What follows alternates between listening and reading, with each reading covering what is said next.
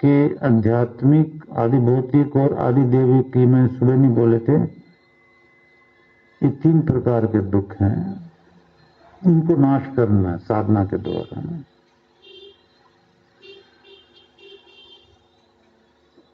साधना तो बचपन से ही होती है, समझे।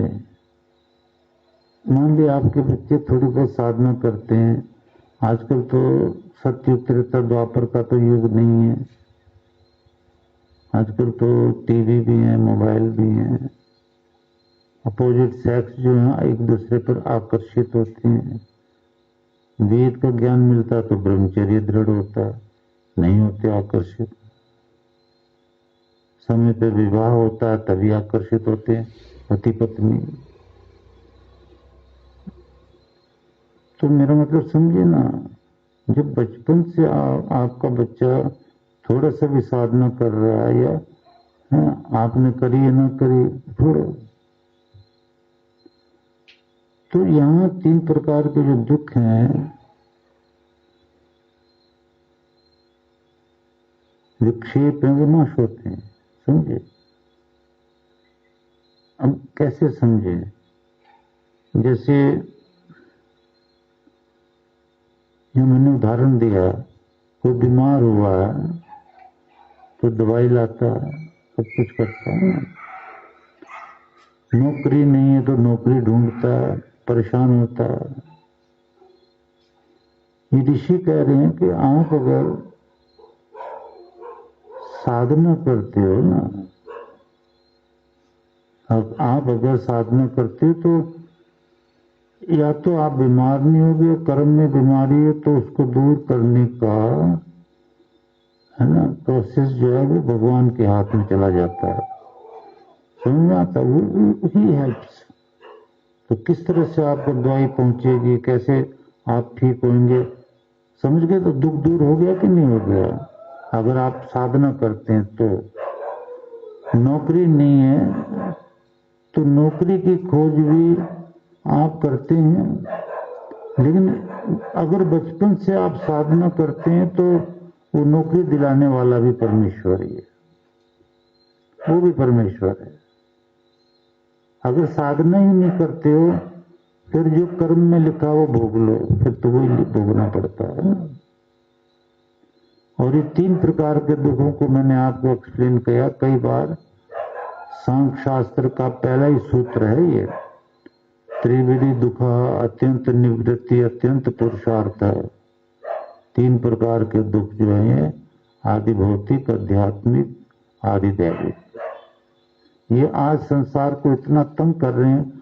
आपकी दृष्टि जाती है तो बड़ा अच्छा, नहीं जाती तो जानी चाहिए कि भाई योग साधना या ब्रह्म विद्या नहीं पाने के कारण ये दुख आते हैं।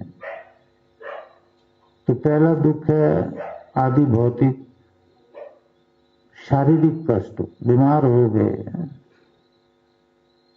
और इसी के चक्कर में पड़े रहे, भगवान को भूले हुए।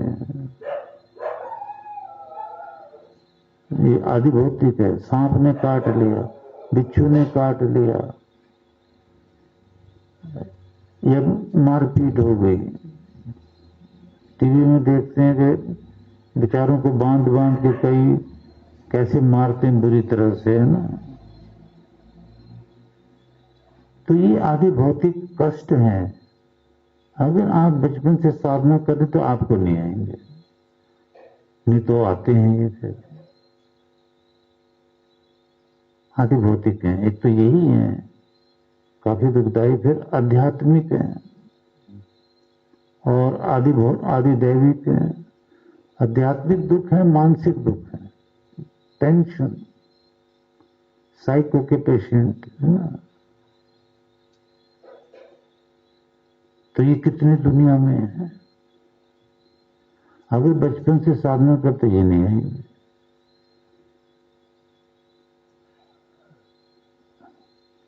फिर ये आदि दैविक, देवताओं द्वारा दुख देना, जड़ देवता मतलब पूजनीय नहीं है, वो जड़। तो ये मैं बता रहा हूं, आज जो है इस दुख ने तो कमाल कर रखा है। हमारे मंदिर तक, केदारनाथ तक, शिव जी के मंदिर ये वो जल में, बाढ़ ने आकर तबाह कर डाले। मनुष्यों को बहा के ले गए, गाड़ियां बहा के ले गए। ये आदिदैविक है। पूरे विश्व में बाढ़ आती है। समझ गए ना कि भाई हमने साधना नहीं करी बस, तो ये तो आने ही आने। दूसरा देवता है ये ज्यादा खतरनाक, अग्नि। कौन सा देश है जिसमें आग नहीं लग रही? जंगलों में लग रही है, फैक्ट्रियों में पटाखे फूट गए, वो कितने मर गए। और अग्नि पुरानी कहां कहां। तीसरा है वायु प्रकोप। वायु का बवंडर आता है, मकान तोड़ देता है, गाड़ियां तोड़ देता है, आदमियों को उड़ा के मार देता है। बचपन से साधना करते तो नहीं आते आपको। तो ये ईश्वर बता रहा है कि भाई तुम क्या तरक्की करोगे और तुम प्रकृति पर विजय कैसे प्राप्त कर सकते हो। जब प्रकृति का प्रकोप आएगा वो इसलिए आएगा कि तुमने साधना नहीं करी। ये चीज किसी को नहीं पता।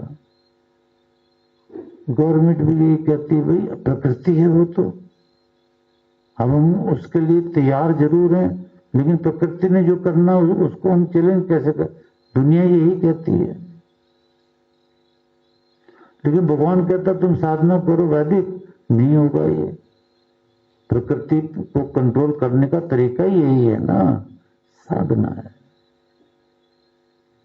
साधना द्वारा ये प्रकोप नहीं आएगा, सुनामी नहीं आएगी। फिर ये भी देवता है, जड़ देवता पृथ्वी, इसमें अर्थक्वेक, मतलब ये सारे जो आ रहे हैं अब आ रहे हैं। वाल्मीकि रामायण में भी और महाभारत और ग्रंथ ये समझाते हैं कि पिछले युगों में ये नहीं आते थे, क्योंकि पिछले युगों में जो है वो वैदिक साधना थी। हाँ, जिन्होंने कुछ पाप शाप किए उस युग में भी, तो उनको तो भगवान सजा देता था। बाकी मैक्सिमम तो यही थे कि साधक थे। गृहस्थाश्रम में सब सर्वे नरा तुष्टा, संतुष्ट, अपना साधना में लीन, मेहनत की कमाई में लीन, परिवार को पालने में लीन, सारे काम अच्छे त्याग पूर्वक करते थे। अब ये नहीं कि भी साधना के लिए समय ही नहीं है ना। तो एक दुख तो यही पड़ा है।